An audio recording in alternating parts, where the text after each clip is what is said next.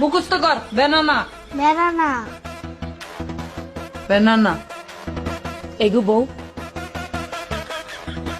আমি আগো দেখছি, হ্যাঁ তুমি সারাক্ষণ বাপের বাড়ি টান টানো কিল্লাই, হ্যাঁ আর ভাই বই থাই তুমি বাপের বাড়ি টান টানো ইংরেজি শিখাও বেনানা কিল্লাই।